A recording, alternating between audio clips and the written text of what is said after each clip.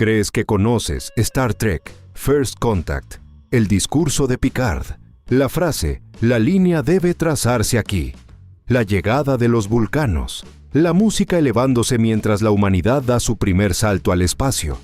Pero esa no fue la única versión.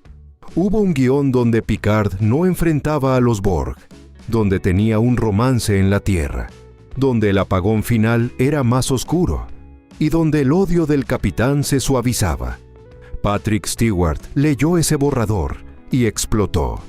Convocó a los guionistas a su apartamento en Nueva York para exigir un cambio radical, porque para él, Picard no era un observador, era una víctima, un hombre marcado por la asimilación. Y si los Borg regresaban, él debía enfrentarlos. Hoy vamos a revelar las transformaciones ocultas detrás de Primer Contacto, el actor que casi inventa la velocidad warp, y el cameo imposible que une Star Trek y Star Wars, el vestuario que provocó ampollas reales, y el final alternativo más prohibido que habría cambiado por completo el legado de la película. Porque a veces, el mayor enemigo no es el Borg, es el borrador equivocado. Número 10. Tom Hanks casi inventa la velocidad warp. Imagina esto, Tom Hanks, recién salido de ganar 2 Oscars consecutivos por Filadelfia y Forrest Gump, construyendo el motor warp en Montana, sí. Paramount consideró seriamente su nombre para interpretar a Zefram Cochrane, y no era descabellado. Hanks era un enorme fan de Star Trek. Su nombre estuvo en la lista de deseos desde el inicio del desarrollo. Pero había un problema. Cochrane no debía parecer una estrella de Hollywood. Debía parecer un hombre roto. Un alcohólico egoísta que construyó la nave Fénix por dinero, no por idealismo. Jonathan Frakes entendió algo clave. Si ponías a una superestrella como Hanks, la transformación moral del personaje no sería creíble.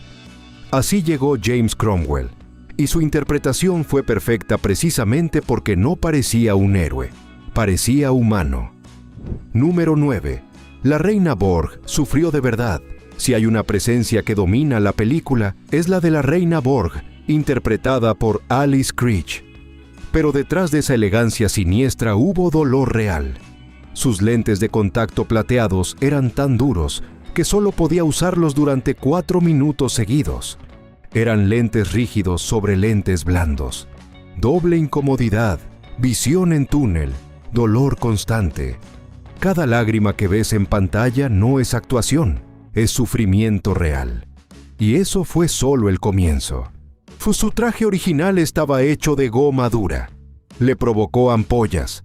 No podía quitárselo fácilmente durante jornadas largas. Incluso el spray que endurecía su cabello lo describió como tener una cacerola pegada al cráneo. El resultado fue icónico, pero el precio físico fue brutal. Número 8. El Millennium Falcon luchó contra los Borg. Sí, ocurrió. En la batalla inicial del sector 001, hay un pequeño objeto volando detrás del cubo Borg. Es el Millennium Falcon, el supervisor de efectos visuales de ILM, que trabajaba tanto en Star Trek como en las ediciones especiales de Star Wars, decidió colarlo como Easter egg digital. Es pequeño, difícil de ver, pero está ahí, Star Wars y Star Trek compartiendo pantalla, aunque solo por unos segundos. Es un gesto travieso, pero también simbólico. 2 universos rivales unidos en una batalla. Y si eso no es ciencia ficción pura, no sé qué lo es. Número 7. Patrick Stewart explotó y cambió toda la película. Este es el momento donde todo pudo salir mal. Cuando Star Trek First Contact estaba en desarrollo, el guión original no colocaba a Picard como el eje del conflicto. En ese borrador, el capitán bajaba a la Tierra para ayudar a Zefram Cochrane. Mientras tanto, Riker lideraba la batalla contra los Borg en el Enterprise. Patrick Stewart leyó eso y se enfureció. Su argumento era devastadoramente lógico. Picard fue asimilado en The Best of Both Worlds, fue convertido en Locutus, fue violado mentalmente por los Borg. ¿Cómo era posible que no fuera él quien los enfrentara? Stewart convocó a los guionistas, Brannon Braga y Ronald D. Moore, a su apartamento en Nueva York. No fue una sugerencia, fue una intervención. Les explicó que si la película iba a tratar sobre trauma, odio y redención, Picard debía estar en el centro del infierno. Y tenía razón. Ese cambio transformó la película de una aventura de acción a un drama personal sobre obsesión. Sin esa discusión, Primer Contacto habría sido completamente distinta. Número 6. El romance que fue eliminado. El guión original incluía algo que hoy parecería absurdo. Picard iba a enamorarse en la Tierra. El personaje no era Lily Sloan, era una fotógrafa llamada Ruby. Durante la reconstrucción del Fénix, Picard desarrollaba una conexión romántica con ella, una subtrama completa. Cuando Stewart exigió el cambio de roles con Riker, esa historia desapareció. Y fue lo mejor que pudo pasar, porque Primer Contacto no es una historia de amor, es una historia de obsesión, de un hombre que se niega a evacuar su nave porque quiere venganza. La famosa escena del discurso "La línea debe trazarse aquí" no habría tenido el mismo peso si minutos antes estuviera en medio de un romance. Eliminar esa subtrama concentró la película, la hizo más intensa, más oscura, más coherente con el trauma de Picard. Número 5. La Reina Borg tardó 5 meses en nacer. La entrada de la Reina Borg es una de las más perturbadoras del cine de ciencia ficción. Su cabeza y columna descendiendo lentamente para unirse a un cuerpo sin vida. Esa secuencia tardó 5 meses en completarse. Industrial Light y Magic construyó una combinación de efectos prácticos y digitales. Alice Craig era bajada mediante un arnés real.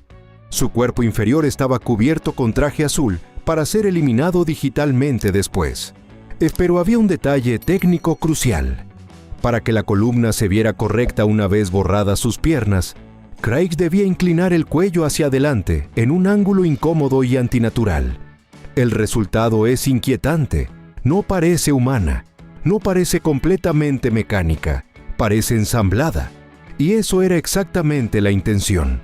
Esa escena definió visualmente a la Reina Borg y convirtió a la película en algo más oscuro que cualquier episodio de televisión.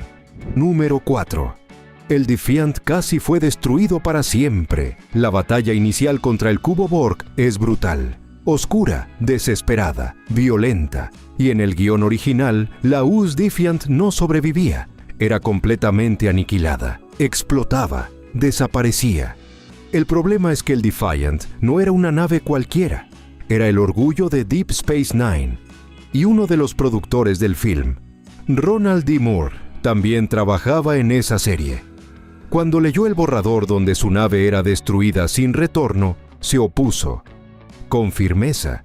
No era solo fanatismo, era coherencia del universo. Si el Defiant moría ahí, impactaría directamente en otra producción activa. Así que el guión fue modificado. En lugar de destrucción total, escuchamos la frase: "Prepárense para embestir". La nave queda gravemente dañada, pero no destruida. Un pequeño cambio de diálogo salvó un ícono y evitó una fractura narrativa mayor dentro del universo Star Trek. Número 3. Q casi estuvo en la película. En los primeros borradores, el personaje de Q estaba incluido. Sí, el ser omnipotente que constantemente ponía a prueba a la humanidad iba a aparecer en Primer Contacto. Sobre el papel parecía lógico: viajes en el tiempo, destino humano y Primer Contacto con los vulcanos. Todo eso es territorio clásico de Q, pero había un problema: demasiadas piezas.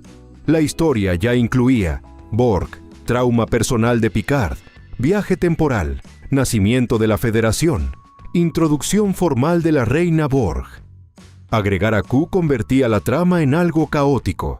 Y peor aún, le quitaba peso al conflicto principal. Porque si Q aparece, todo deja de sentirse peligroso. Siempre existe la posibilidad de que simplemente lo arregle. Los productores entendieron algo importante. Esta debía ser una historia humana. incluso con enemigos biomecánicos. Eliminar a Q hizo que la amenaza Borg se sintiera definitiva, irreversible, real. Número 2. La censura absurda que casi suaviza el impacto. Hay algo irónico en Star Trek: First Contact. En la película muestra implantes perforando piel, ojos taladrados, miembros asimilados, tecnología invadiendo carne. Pero cuando Zefram Cochrane ve el Enterprise en el cielo y grita "Sweet Jesus", varias emisiones televisivas censuraron esa línea. No la violencia biomecánica, no el horror corporal. Una expresión de asombro. Fue silenciada. Y ese detalle resume algo más grande.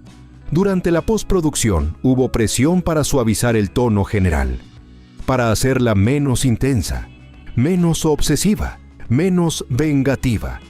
Algunos ejecutivos temían que Picard estuviera demasiado oscuro, demasiado consumido por el odio. Querían un capitán más equilibrado, más diplomático, más clásico. Pero si algo definía esta historia, era que Picard no estaba bien. Estaba roto, estaba obsesionado. Y esa oscuridad era el corazón de la película. Y si la suavizaban, perdía su identidad. Y eso nos lleva al número 1. Porque hubo una versión que sí iba a cambiar radicalmente el mensaje final. Número 1. El final alternativo que casi borró el trauma de Picard.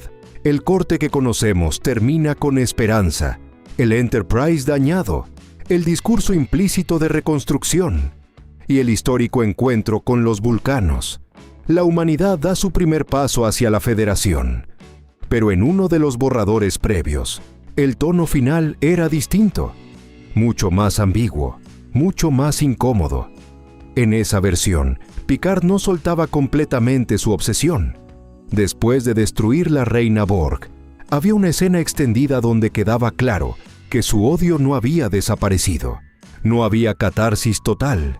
No había liberación emocional clara. El mensaje era más crudo. La victoria no borra el trauma. La asimilación lo había marcado para siempre.